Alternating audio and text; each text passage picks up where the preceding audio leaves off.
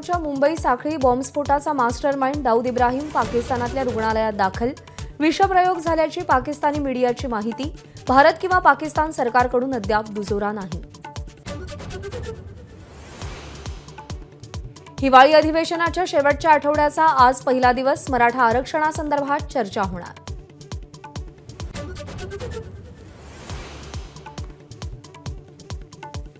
मुख्यमंत्र्यांच्या उपस्थितीमध्ये आज मराठा आरक्षण उपसमितीची नागपूरमध्ये बैठक.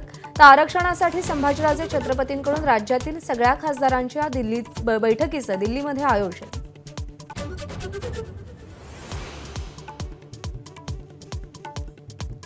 अवकाळी पावसावरील चर्चेनंतर मुख्यमंत्री आज उत्तर देणार. मदतीच्या पॅकेजकडे शेतकऱ्यांचं लक्ष. सोलार एक्सप्लोझिव्ह कंपनीतील स्फोटाचे पडसाद उमटण्याचीही शक्यता.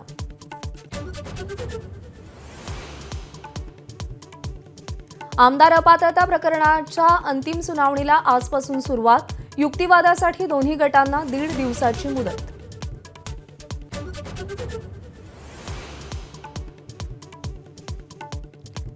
लोकसभा निवडणुकीच्या पार्श्वभूमीवर काँग्रेसच्या तिजोरीत खडखडाट. काँग्रेस कार्यकर्ते डोनेट फॉर देश या संकल्पनेतून घरोघरी फिरून पक्षासाठी देणगी जमा करणार.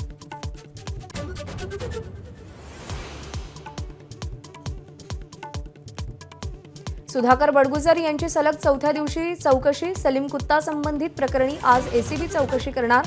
तर एसीबीच्या झाडाझडतीत महत्त्वाची कागदपत्रही जप्त.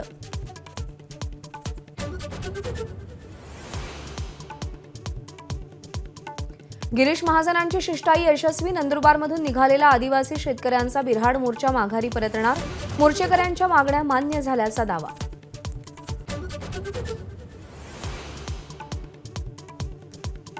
वन नेशन वन इलेक्शन संदर्भात माजी राष्ट्रपती रामनाथ कोविंद यांच्या नेतृत्वातील समितीची आज बैठक. आतापर्यंत झालेल्या प्रगतीचा आढावा घेणार.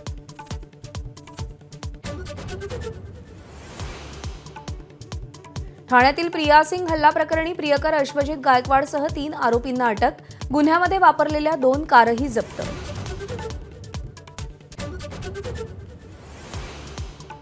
अहमदनगर कल्याण मार्गावर मार्शेस घाटाजवळ पिकअप रिक्षा आणि ट्रकची जोरदार धडक. एकाच कुटुंबातल्या 4घांसह 8 जणांचा मृत्यू.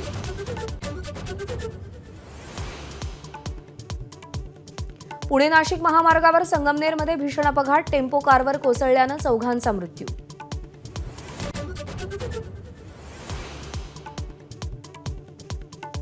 नागपुरातील गोंडखैरी गावामध्ये अपघात. ताफा थांबून मुख्यमंत्र्यांची अपघातग्रस्तांना मदत. ट्रक खाली अडकलेल्या जखमीला बाहेर काढून रुग्णालयात रवाना केलं.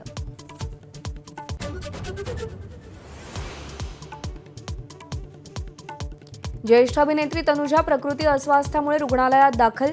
तनुजा यांची प्रकृती स्थिर. आयसीयूमध्ये उपचार सुरू.